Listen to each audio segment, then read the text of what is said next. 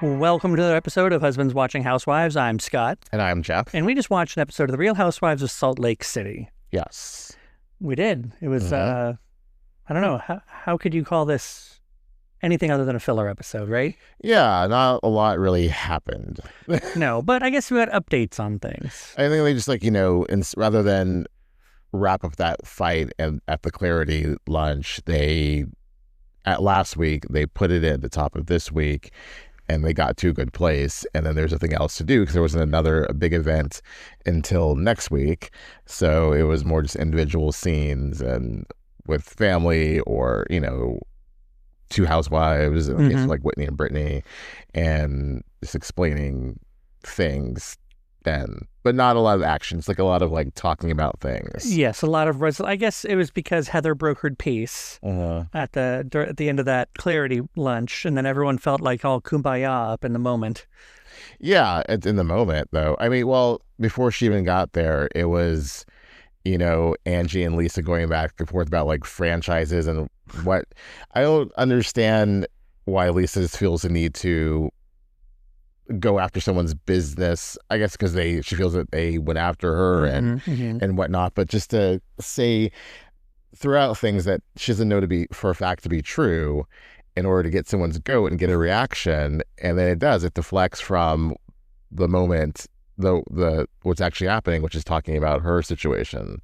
But it's a stupid way. But it does. She knows how to get them riled up and switch to a different topic aside from her legal issues. Right. So, good for her that she can figure that out. But it just, I wish Angie hadn't taken the bait, and right. But yeah, just the about her store, and then like it goes into like, the product that I bet doesn't even like exist anywhere. Right. I doubt she was out like heavily promoting Bad Wolf, whatever the hell it was called. Yeah. I mean, I think it was actually kind of smart of Angie to bring up. I mean, I hate that it's associated with the kids line, because I think that was fair game. Like, hey, instead of, worrying about all this stuff, why aren't you out promoting the brands you do have? Like, people invested in this. Yeah. Your time would be better spent doing that than doing this stupid sign thing behind you. I think, if she had done that, and maybe not called it C-level, because everyone's like, oh no, now you're talking bad about her child. It's like, no, it's about the kid's product. I also don't think that Jack is like, so devastated that his product's being talked about, because he doesn't really give a crap. Right. Well, he's also on his mission. Yeah. So yeah, he's not worrying about the sales of his product from 2 years ago. That was so long ago. I remember that they did that photo shoot, and yeah. Can we talk about Heather and like whatever that speech was? Like, I don't know that was like, I don't think that was like the most amazing speech ever, but it was so full of herself almost. Like, you know what I mean? Full of herself, or talking about Lisa? Just about the whole situation. Like, she just seemed like she was going to be the one to bring everyone together, and like, that she was going to say something that finally got through to everyone. You know what I mean? It was being the voice of reason, basically. Yeah. And something needed to be said to stop the fighting, because it wasn't productive. But also, like, talking about vulnerability and you're fierce.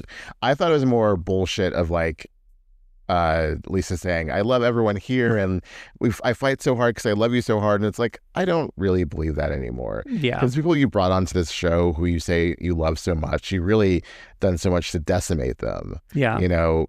Being, we're first Angie and now Bronwyn. So I don't, and then, and Meredith too, like her supposed best friend, if anything, I wouldn't want to be Lisa's best friend or like seek that friendship, because ultimately one day she'll flip on you and like eviscerate you. And I would rather just be like, let's keep it surface level, see you at the party, kiss. Yeah. But I'm not going to like give you anything that you can use as ammunition against me down the line. It's the arsenal that all the franchises speak of. Yeah. Margaret's arsenal, Tamara's arsenal, all this stuff. At least with Margaret's arsenal, Margaret is like actually good with words. And, she's really quick, and she doesn't just shout out, like she's dug up actual facts and then to throw at you from her arsenal. Lisa's just like, Yeah, you own 1.5. That's a good number. 1.5. Yeah, that's how many of That's your gonna stores cut you her. own. That's gonna get her good. You don't even like own total half. It's just 1 point. Total whole. It's just 1.5. Yeah, whatever. Yeah. You get the gist. I get the gist. I did like. I mean, I wish it made more sense. Angie's comeback of like you do French fries, I do franchise. Well, she's talking about her Wendy's deal. Oh right. See, Yes. things I'm too slow to get. Yeah. So that's what she meant. Like, you do your Wendy's thing, where I'm like have all these stores. Yeah, like I'll worry about how I make my money and how many stores I own and don't own. You do your thing. I get it. Yeah, that makes sense. Yeah, no, that's why Mary's like, oh, that's good. Yeah. I mean, so giving Heather a little bit of credit that like at least she did say, I think the one thing that rang through to me was like, you guys just aren't fun to be around.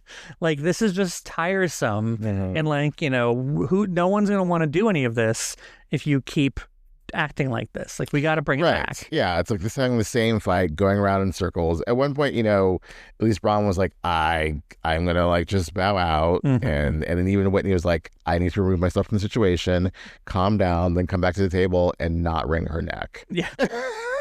So I like her whole, she's like a toddler.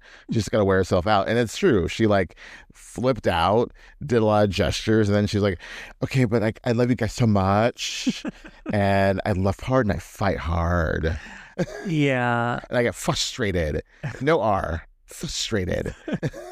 Just, again, these sort of like, I'm going to go ahead and just, she's declaring how vulnerable she is and all that stuff. Like, oh, all of a sudden I'm going to say all the things that you want me to say. So here I'm saying them. And then what good did that do them? The very next day or the next week, whatever, she ends up sending her assistant down to Angie's store. So that's the weird thing. Skipping ahead and go back. They were in not like a good place where they were like, oh, I love you too, we fight so hard, whatever, let's have a cheers. And then she must have thought about it and was like, you know what, I don't like what she said about my son, so I'm going to get that product back and like pay her off and say like, I'm done with you, taking my product back that will now be on my dusty shelf. Yeah. And also like the fact that she didn't understand like it's dusty because it's in the back, no one's purchased it. And to make that... Not the store is dusty, it's the product is dusty. Yeah. I'm sure she knows that, but wanted to be shady anyway and say, like, I can send my cleaners. Yeah, where's some shade? Let me send her sidebar. Her assistant is so pretty. Oh, yeah? Yes, Sage. I think that's why she has a job, because she's pretty. I don't know about how she does with typing or whatever, or tasks, but like... I'm sure she's so wonderful at that, but yes. But first and foremost, I didn't even register how pretty she was. Very pretty, a pretty gal, as Angie said. Is that what Angie said? I love Angie uses like old school phrases, like I'm a pillar of the community. Like I'm a '60s housewife, that gal. So yeah, I just noticed that she kind of was like, I don't know, when she said, "Yeah, I'm here to pick up the stuff." Like it was just, it just seemed very kind of like. I love like the reaction of like Sean and Angie, like, excuse? Yeah, exactly. Why? Oh, okay, that. Like, but again, Angie never asked for any of that, And so it's the worst passive aggressive thing that Lisa could have done. But again, it's like, we were fine. So what between then and now, who riled you up to the point where you weren't fine? Maybe. Or did it like just ruminate in your head and you're like, no. Maybe she went home and actually had a talk to with John Barlow. And he was like, I can't believe she'd say that. Maybe he riled her. No, John Barlow can't rile up anything. John Barlow couldn't spell rile up. Oh, John Barlow, not saying he's dumb. I'm saying he's just so passive. Got it. And he sucks at parking. But like, he's just... Can we talk about the parking? Why is everything about Salt Lake showing everyone coming up? It's like, it's parking on Salt Lake is like a slow-mo walk on Atlanta. Yeah. I don't understand what's going on. I don't need to see you arrive at the event. You got to the event. I'm good. I don't need to see how far away from the curb you are. Right. On Potomac, they do show everyone driving up and like their G-Wagons and all that. Yeah, exactly. The whole maneuver is what's being captured in Salt Lake. And so it's a like weird they struck gold with that one time with John Barlow. And they're like, we need to do this every time. No, unless they like parking perpendicular to the curb. No, not really. You don't need to show it all the time. But yeah, I didn't understand. And then I think it was funny showing hearing the retelling of the back and forth with Lisa and Angie, and having Heather's reaction as the audience, you're like, oh my God, she said that. Like, it's just so, Do you, I feel like I'm jumping ahead again to Angie and Meredith meeting. So, I mean, do you... We can keep on Angie track. Yeah, I mean, I think the Angie track's a good one to be on because, like, she got the most through lines, I think. I don't think that... That's why this is a filler episode, because that was their, like, ending of, like, whoa, what's going to happen? Angie told Meredith that, like, Lisa was, like, trying to push her to talk smack about Meredith. I'm like, that's a really crappy ending. Yeah, it was pretty. Yeah. But, I mean, I think it was a little bit much for... I mean, I guess I liked it, though. That's my problem with it, is I liked that Angie was purposely stirring shit with Meredith, and especially about, well, I'm going to have to talk to her about this. Oh, yeah. Yeah. Do it. Yeah. She absolutely said these Put me on that. Yeah. She was so Beta, do you need to record this so you can, like, get it right? Okay. Like, Angie was so... Do you need a transcript? My problem is that I feel like it's going to end up being, even though there will be some drama that comes out of it, it's going to end up being, well, that was 3 years ago, or that was so many years ago, and then it's water under the bridge now, that sort of... But as Meredith said, we were in a fine place, she and Lisa. Why was she encouraging someone to not be in a good place with her and to dig up dirt on her? And I believe it happened, but Lisa's just going to deny it. Meredith will give her the benefit of the doubt because she's, like, known her longer than Angie, and she and Angie have had more issues than she and Lisa has. Although, again, I won't forget anyone for calling me a whore and saying I screwed half from New York and talking about my family. But whatever, Meredith. But Lisa didn't actually call Bronwyn a whore. She just suggested that she has sex for money. That's not at all what a whore is whatsoever. Does she not know the definition of whore or sex worker? Because that's what she basically... You're getting to the same final destination there of someone who has sex for money. Like, whether you use these words or not, you are suggesting that your friends are doing that. So your married friend, and you're trying to weaponize it, make it a bad thing for money. Yeah, so she can buy sweaters, or Kristen Siriano dresses. Yes, that she actually buys. Whatever. Good for her. Yes, you wanted to go to the whole Lisa Bronwyn. Well, I feel like it's a good place to go. We're going to have to talk about Bronwyn and Muzzy. Well, we'll get there. Can we make it a drinking game where every time she says Muzzy, you got to drink? Muzzy was a... Mother? She's a mother, all right. Shut your mouth. No, so it was a good conversation. I'm glad Lisa finally took some accountability and actually apologized, because lots of times people just apologize to Lisa. Whether they stay in this good place, I doubt it. But maybe a couple episodes. I think it's a little bit cheap, though. I understand why. Like, she had a reason or excuse to do it, but I think it's a little cheap that she did it one-on-one and not in front of the other women. I think they had to do it that way because too many people will jump in. I get it, but it gets lost in the sauce. I wanted the entire crew to see Lisa apologizing. Well, she knows they'll see it when they watch the episode. I suppose. But yeah, I think it was good. It would gotten too muddled, and people would have jumped in, and Brittany would have had an announcement, right? Someone would have like hyped up Bronwyn. Someone would have hyped up Lisa. Yeah. So no, they had a conversation. They like apologized. They actually hurt each other. Admitted they hurt each other purposely or not on purpose, and could start in a better place. Right. For now, because it will not last. Just like Lisa and Angie, I'm sure, especially when the Bronwyn stuff comes out about her legal issues from the past, I'm sure Lisa will be leading the charge on that. So, but I'm glad that for just this one moment, this one segment, Lisa took some accountability, because Bronwyn already has, and but she gave a sincere apology. That's the difference. I feel like Bronwyn is a sincere person. And I think a realistic apology that she said, like, look, we're not going to be best friends, but like, I'm not going to say these things moving forward. Yeah. Like, she set a very clear, like, goal of this is how I'm going to behave towards you. Husbands are off limits. Kids are off limits. Right. Yeah. Which seems to be they should just be handed that like on a card when they get hired. Husbands are off limits. Children are off limits. So. The thing is, husbands are not off limits typically. That's true. But kids, they must be, because they didn't ask to like be pulled into this. Right. So yeah, that was fine. Yeah. I guess we need to talk about Muzzy and... Well, we should go to Whitney and Britani. Oh, that was... In the plant store. I don't think you understand what you're saying. It's your daughter, Brett. Put down the cactus. That could have gone two different ways. I mean, that could have really gone, Britani could have, and I'm wondering if she still might be like, you know, you were really insinuating them a bad mother.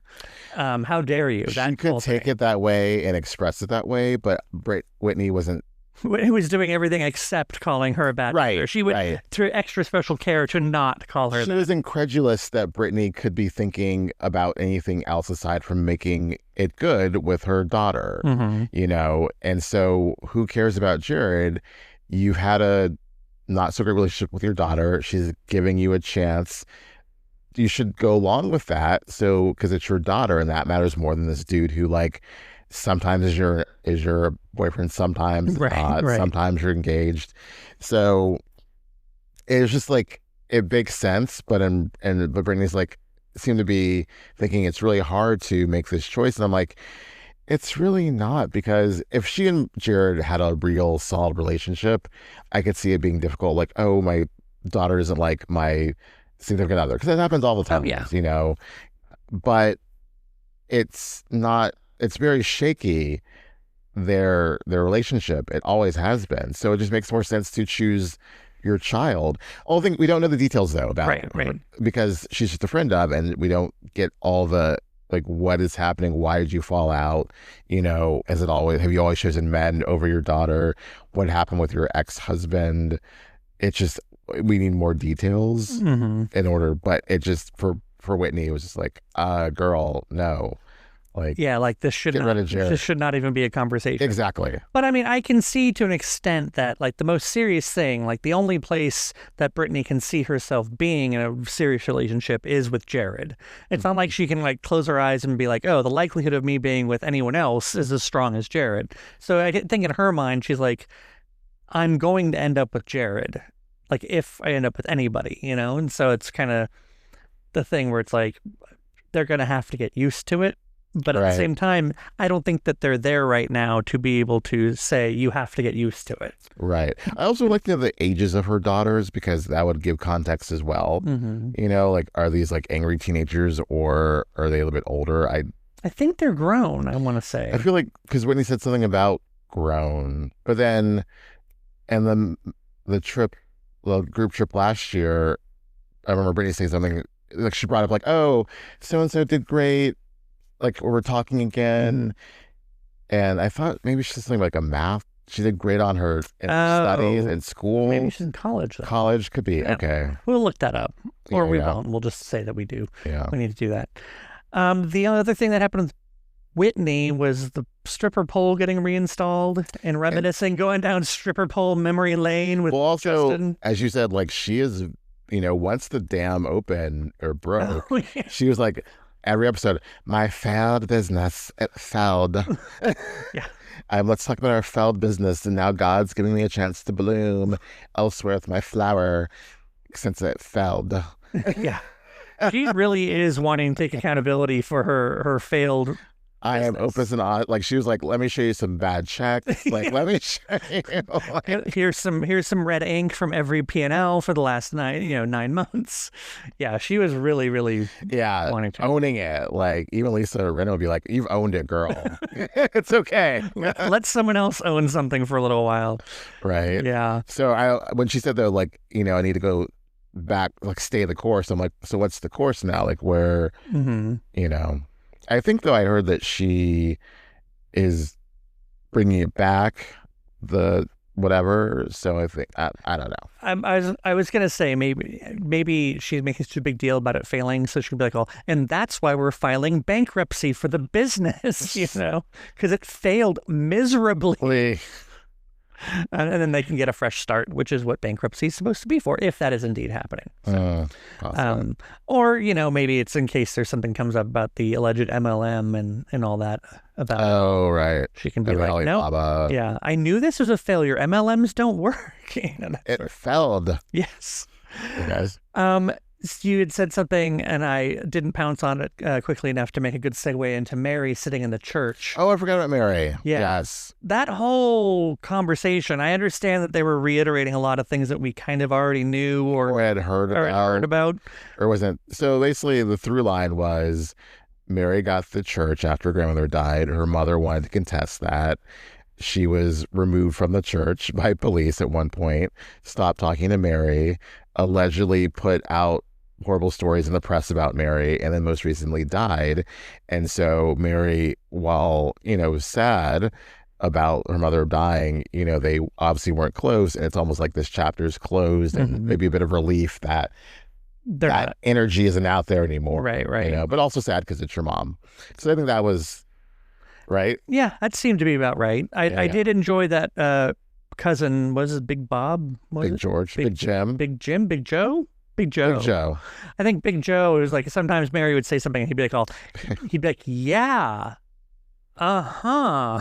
Like he didn't really know how to respond. Right. Because he's like, yeah, you are saying the thing that we know happened.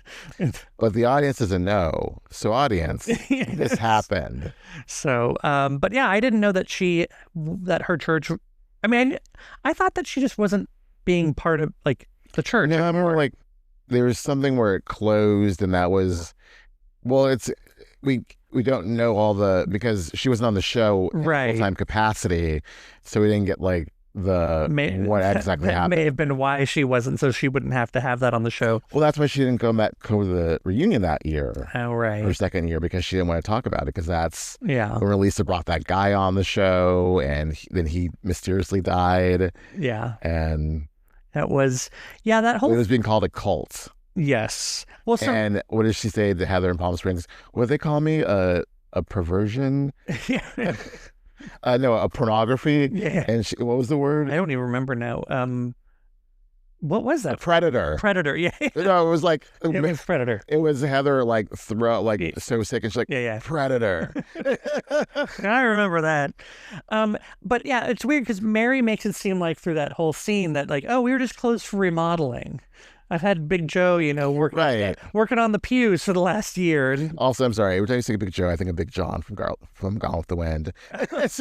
Well, we'll just start calling him Mary's cousin just to prevent confusion. Joe. So, but yeah, it's just like, no, girl, there was a scandal surrounding your church, and that was the focus of. It's the reason why we didn't really. And still, it's hard to, like you were saying, it's hard to kind of latch on to Mary being this queen of the one-liners when in the back there's this kind of cloudy. There's always this reputation. The thing is, we didn't necessarily like Mary that much, in the first couple of seasons, and now she's enjoyable. She's funny. Right. I like her relationship with Angie, although that seems to hit a bump next week.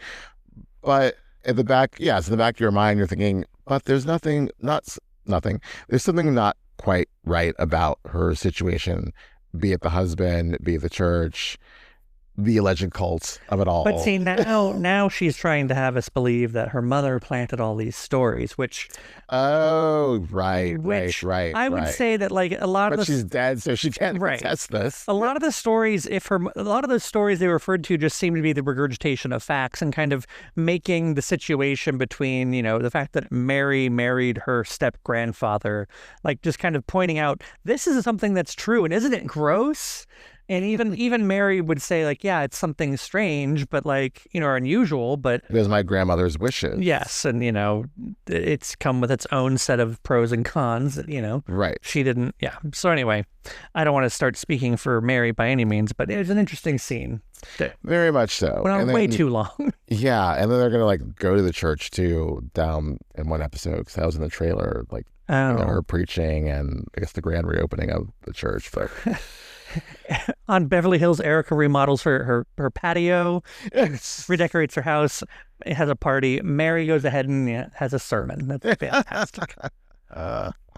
With Jesus. I love, like, the painting. It's like Mary's grandmother and Jesus. I want to see one. I'm sure someone already out there on the internet has one of Mary and Jesus, I'm sure. I'm sure. Thanks to AI. Yeah. That's crazy. So then, yes, the Muzzy of it all. Muzzy, Wuzzy. Yeah. Had a really bad opinion.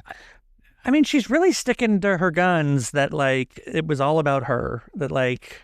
I was so affected by this. I had the shame and daddy and, because he was For a minute, I thought you were saying you were so affected by it. I'm like, really? You didn't seem so affected by it. No. Yeah, Muzzy. Her, because Bronwyn's father worked in the temple and yada, yada, yada. And it's like, yeah, but at the end of the day, and then I had to take care of your child. Yes, while Bronwyn worked to help support the child. And when she threw out foster care, I was like, whoa, lady. Yeah. Step too far. That's your grandkid.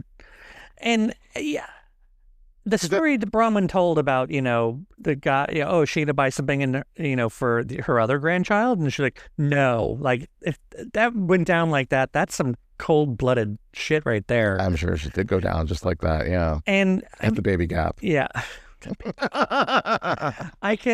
Poor baby Gap employee, like, okay, put my foot in it. Just ring her up, girl. Yeah. Just ring her up.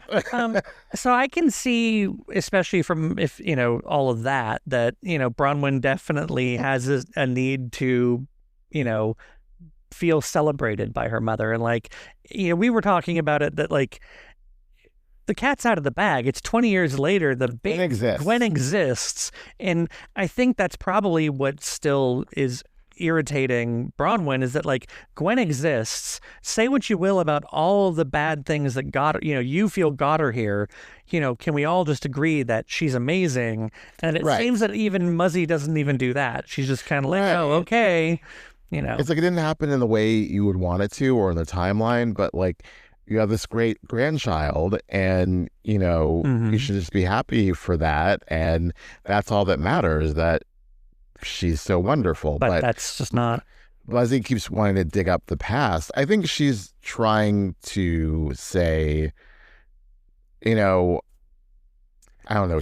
I lost that train of thought. I think she's trying to say she doesn't think that Bronwyn's a good mother. Everything that she said was just basically well, that's not what I would have done. I think that Bronwyn failed. Yeah. She can't get past the fact that Bronwyn failed. She had to leave BYU. She didn't do what she was supposed to do, which was not have premarital sex.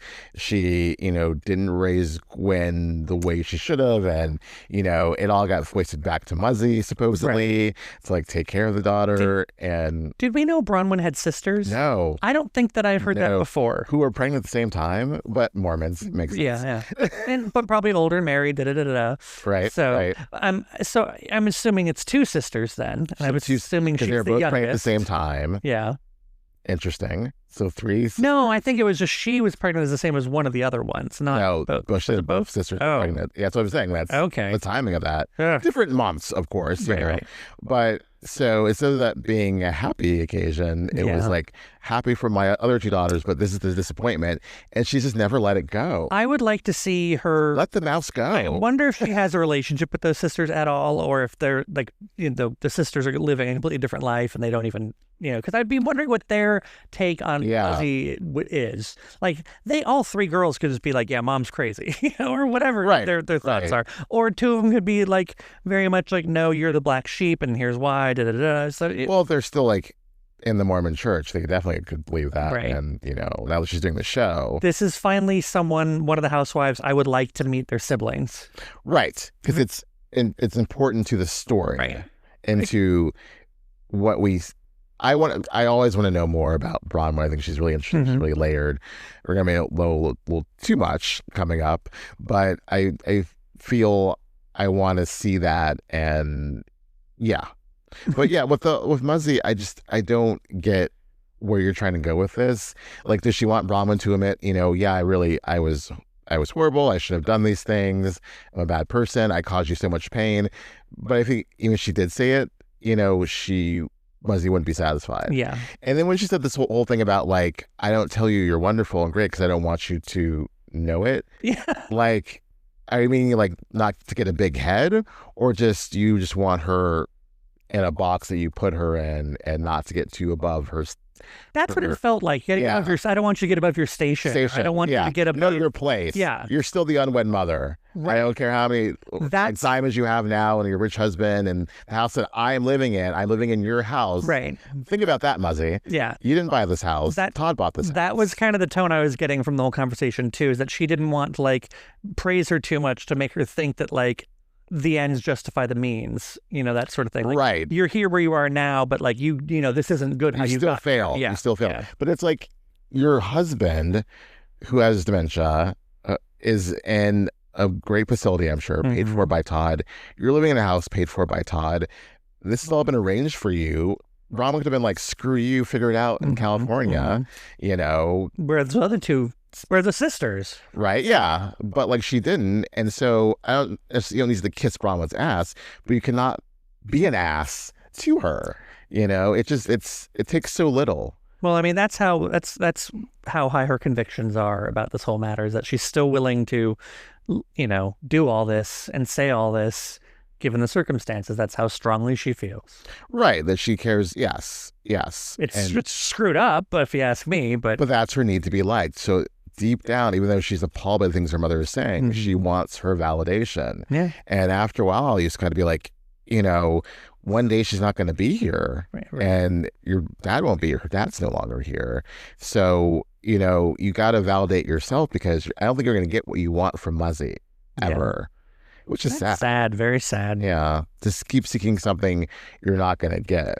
But you just have to realize that you're not going to get that and be able to be okay with that. Be okay with people not liking you all the time. Make peace. So I'm sure she's in therapy and she's looking into all this, but like, I hope she is, because I think she seems to be a really good person. Yeah, and she doesn't need to seek that validation from other people. It's interesting that Bronwyn is choosing to make this part of the show. Like, she could have easily just been like, I'm not going to film around my mom. Well, I don't think it's strategic. I think this happened. Like, she couldn't have planned her dad's condition and had to bring him out from California. But also too, Todd will film. Todd's minimal though, yeah. Yes, but Todd's like, I'm not gonna play into your hands. Like, I'm not gonna be on Watch What Happens Live. I'm gonna do, just like I said, the bare minimum, just to support you in this endeavor. Todd should be a bartender on Watch What Happens Live. Yes. Never. But yeah, the fact that Todd's like, I'm going to be working, and then Gwen is like, I need to leave the house. Going to our bowling league. Not just to have sex with my boyfriend, but also I don't want to be on the show. Yeah. So it's like, Prom was looking around like, all right, Mom, let's do this. Yeah. So. No, I mean, we're not parents, so I mean, we definitely don't have the, ability to speak on this well, but I mean, I tend to believe, I was raised in the way that my mom would rather know what was going on than have to, assume it's going on and never actually have the answer. So I definitely agree with Bronwyn on that, but I can also see the slightest point from Muzzy about how that doesn't work though necessarily. There's still going to be things that are not going to tell you. Right. But also it also leads into Bronwyn saying she, feels like she isn't done mothering and maybe she didn't do a great job. And I feel like she has so much guilt and so much that she places on her own shoulders, let alone what people think about her. Yeah. Like, she's just that's just not a way to live. Well, I mean, and so much trauma surrounding, her, life. And the church and everything coming up. I mean, it would be hard not to, but at some point, hopefully, she can let some of it go. Yeah. So, yeah. Anyway, she's a great housewife, and she's a really interesting person to get to know better. Yeah, I think so. Yeah, I mean, it's. Again, the fact that I kind of want to meet her siblings, I'm like, okay, I would not say that about Stephanie on Miami. I would. Oh, God. Oh, right. Yeah. Although now I kind of, ever so much more do after that last reunion episode. Well, she's okay with the one twin. Maybe the one twin will appear next season. Yeah. And she's like, I have a message from the other twin. She still doesn't like you. I don't know. We're starting about one twin will appear, one twin won't appear. It's sounding very soapy. Is she going to play them both? Sorry. Is it going to be Kate Collins as her sister? No, it's just Stephanie with the red hair, and then one has black hair, one has blonde hair. Totally. I'm my sister. How wouldn't that be if she's downright that was for real. You're like, whoa, we hired a crazy housewife. Like, She's got 3 different personalities. What's with the wig? What do you mean? I'm not Stephanie. I'm Simone. Oh, we got to watch some soap opera. Beyond the Gates. We we're like, applauding and Beyond the Gates and like talking it up. And yes, still watch it. It's just that I think 5 days a week is a lot. It's a lot. And it's like we're not teenagers anymore when we were just like, do multiple shows. And there's so many other shows to watch now. Exactly. It's not like it was in the 90s where you had like so many channels. Exactly. And like, you had, you couldn't just watch 100 different things. Or you could technically. Like we have shows like we forget, like we have streaming services that we forget that we have. Right. Apple. That we're like, oh yeah, we should get back to that. By the way, aside from that, The Lost Bus, Matthew McConaughey, America Ferrera movie, there's going to be this Jerry Stiller and Mira documentary on Apple, like a 5-part docuseries with Ben Stiller.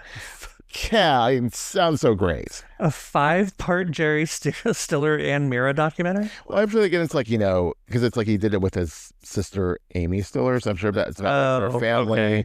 And they're going to get to like, how Ben Stiller and Christine Taylor broke up for a while and they got back together during COVID. And so I think it's like their entire family and they're like Ed Sullivan like 50 times or some such like that. That's crazy. So, well, yeah. I mean, I look forward to it if only to make use of our Apple TV Plus subscription. Yes. There's 2 things we need to watch now. And apparently you're kind of warm on the morning show now? I could look into it. Okay. Because the fact that it's in season 4, that'd be a good binge and we like really get into it. True. But I love Reese. I love Jennifer. So. All right. Yeah. You seemed very anti-morning show the first I was, because it was like. Seasons. It didn't seem appealing, but now. It keeps winning things and. It doesn't really win things, actually. That's they true. both get nominated, but it doesn't actually win anything. Right, because of that damn studio and shrinking. They keep winning things. Not even shrinking. Shrinking got 1 or 2 things last year. I think the Globes, I think they got something. Maybe. But again, a lot of nominations. But yeah, it's yes. I think we're just more HBO Max, Netflix people.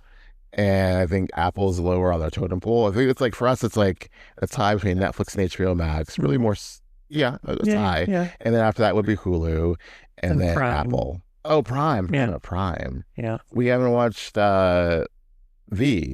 Generation V. Oh, that's been out? That's been out for like a couple weeks now. Oh, we should start watching that. Yeah. Now that Peacemaker being done. Well, next week. No, this week is the finale. Yeah. So once we get that, once we like finish up the English teacher, then we'll have some room to have a series. Dude, do you think every listener has this problem, right? Yeah. I sometimes think, I'm like, wait, what shows am I forgetting? I mean, that's how do people have time to rewatch Housewives? Exactly. I don't understand the rewatching. Although it won't be rewatch, it'll be an actual watch. We should watch just that one that Hampton strip that Wendy was telling us about. Yes, when we get into the alleged Adriana Julia thing. That should be our homework for the Miami episodes. We need to watch that one so we have some more context. In preparation, maybe tomorrow. Right. We just, I bet it's like maybe 2 or 3 parts. Yeah. A big trip. Probably. Of the season. So we will do that. And then we're ready for when we record the episode, probably Friday. But I don't know. Remember, we just mentioned we have all those other shows to watch. So, I mean, old Miami episode. Right. But it gives us context as we were wrapping up the season on Miami, which I'm glad that is wrapping up. Yeah. Again, with me. By the time we get to the reunion, I'm like, let's get done with this. Yes, I agree. And bring Beverly Hills back into our lives. I agree. Yeah. We are really awful at not mentioning the good stuff. We didn't bring up the good stuff at the beginning of the episodes. For instance, about our because this podcast. This is our first one of ours back. Because we did one with We Wine Whenever, which just posted today. So that's the Miami reunion. But then we did the premiere of Potomac with Bestie Approved. So if you're wondering why there isn't a Potomac episode, that will come out, and we're on Bestie Approved's podcast.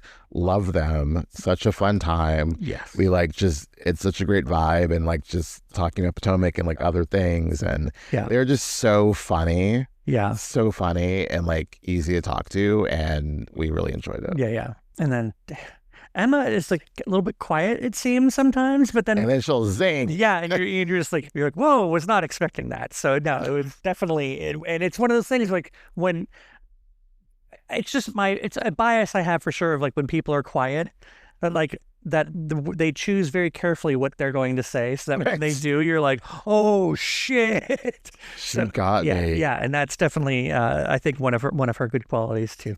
And I like that Travis, challenges us with, another point of view that we're just like, what? Oh, okay, that's valid. That's valid. You like her, I get it. Okay, yes, it's just like feels very strong about his opinions, and I think we need to do one more collab with them before he's just we're gonna lay into each other. I think it's just gonna be like, how do you like her? Well, I was really like holding back. I'm like, oh, you're talking about Teddy. Oh gosh, Achilles heel. Yeah. But it was funny though. Anybody else, I would have been like, look, or I'd be like, Teddy, here's the thing. Yeah. So, but no, we're very, very thankful for everyone who's reached out and, been able to make these collabs happen. It's a fun time getting to know more people in the podcasting community and this wonderful Housewives community as well. So, it's been a good time. So, but I'm glad to be back doing our own, even if we're tired as hell and hot. Cranky. Yeah, why is this loft so damn hot? So hot. Who are you saying is cranky? I'm sorry. I was cranky. I was cranky too. Yeah. I'm sorry I was cranky earlier. No, same. I love you. I love you too. And you dropped a mic stand on your foot. So yeah. But, See, if we just done this at the beginning of the episode, we could have had our kumbaya moment. Right. Just like Heather wanted. Yeah. And then, then tomorrow I'll Venmo you $600. Out of our joint account. Yeah. Actually, the car payment's due, so I need to send that to you. Yes. So, what else? No, I'm kidding. The life of a married couple. Can you send me the car money? Thank you very much. I'm like, did I just do the Amex? Didn't we just do the mortgage? We did, I know. Also, we got to talk about buying a new car. I know I keep coming and going on this, but the blue smoke came out of the exhaust pipe the other day. And wait, what? Yeah. Telling me now on the podcast. Because I had so many high hopes for my day off today. I actually thought I might go to one of the dealerships and work out a deal but just not finalize it. Without me? Yeah, just basically find out how much that one we would both like it or something in that price range. What can you do for us? And then I just have it all ready to go and then talk to you about it, and then we just go in and sign stuff. Right. Like your Teresa Giudice. I just have you sign that thing. Nothing bad will happen at all. Well, as I've said before, I guess I will give it a cursory glance and be like, okay, but most anything, if my husband puts it in front of me, I will just sign it and be like, this is fine. Yeah. Well, and half the things a notary puts in front of you, you're just like, okay, I'll sign there. Well, yeah, when we bought the house, I was like, I guess this is okay. I mean, they wouldn't sell us wrong. I know, right? I mean, they're a notary. They're not supposed to lie, right? So. Well, the notary doesn't give a crap. The notary's like, I've just been brought here to have you do this, Right. I don't know what's in there. I don't know if you're going to be horse swindled? I'll go with horse swindled, sure. Hornswaggled? Hornswoggled. Anyways. Now who's using old-timey language, Angie? Sometimes it works. But no, maybe this Sunday we will go and look at cars. We should. Nothing else going on Sunday. I don't want to start over on car payments. That's just, but at the same time, I just don't want to pay for the maintenance on this car as it gets older. Yeah, and I think, if it was the right car, because I have a hard time letting go of things. I'm nostalgic. And also it's a really pretty and for the most part durable car. Right. But if we're going to run into issues with it down the line, then I can let it go. But it's also the first car we brought together, yada, yada, yada. So it's hard to let that go, but also doesn't make sense to have 3 cars. So if we'd get rid of red car, right? Right, it's a whole. We'd work it. See, this is our problem. You don't care. I know, but this is our problem: is that we keep talking ourselves in and out of getting a new car. We just need. It's just a lot to start over when we made so much progress in 3 years now paying off this current car, and but we want to have a reliable car. Yes, that's the important thing. That's what's we live in California, we need to drive all the time. Exactly. So, let's bring it back. Oh yeah, Lake. Cars, because they like parking. Yeah. This is me parking. I feel my dad will always like do this. Do like weird, like he's driving a bus. And he would silence as he like. Yeah. My mom would avoid parallel parking at all costs, which is why once I learned how to drive, she'd have me do it, which is why I'm such a good parallel parker. You're really good at parallel parking, yeah. But it's also one of those things, when your parents are like really, really, really one way, and you're just like, I'm never to be like that. I made sure I could parallel park because she would just be, we can't go there. Why? We have to parallel park. And I was just like... Well, I get really, driving in the city, like just kind of tense. Like I don't know if I'm going to be able to get a good space, and then like, oh, I got parallel park, and the pressure of like having people behind you, and just like, oh, I don't want to like, oh, yeah, I shouldn't try it. I'll find something else. The one thing that's the worst in San Francisco is when you have to park on the left side of a one-way street. Yeah, because you're so used to parallel parking on the right. When you have to do it on the left, you're like, what the hell? It's just really. I couldn't do it. I think the car that we're looking at has an actual parallel parking assist function. Well, we have an assist function too. It's called a backup cam. No, but there's one where I think you press a button and it does the thing. It parks it for you? Yeah. Wouldn't that be nice? It would be. I will. Not that I'm going to drive it to the city all the time. I know, but we will end up testing that out thoroughly because I don't trust the fact that it would actually do it, but apparently it does. It's like cruise control, but for like parallel parking. Yes. It's just crazy. And I'll tell you, the only reason I want a new car is I want to have a memory button for the seat position. That's really what I want. I've always wanted one. And the dual charger, apparently, and the moonroof that we're never going to use. We will someday. So anyway, we should move on because we talked about all the women. I think we have. Yeah. I think we were a little bit heavy or hard on some of them because we were a little bit cranky at the start of the podcast. Who? Lisa? Yeah, a little bit. She got to a good place finally. So I applaud her for that, for actually taking accountability and apologizing. Mm-hmm. So I'm okay with her. I'm sure next episode will be a different case. Yeah. In this moment, in this space, I'm okay with her. Yeah. Yeah. Okay. That's all I can give. Okay. That's all. You know what? I'm glad that's progress. You and Lisa are in a good place for now. For now. Just like everyone. Yeah. Although then when I point out that she, did that whole thing to Angie, just forget Lisa. I don't like her. Take your product, take your Moon Wolf, your Wolfie Stone, Wolfie, whatever, Little Red Riding Hood and the Wolf. I don't care. And we'll talk about it next time. Till next time.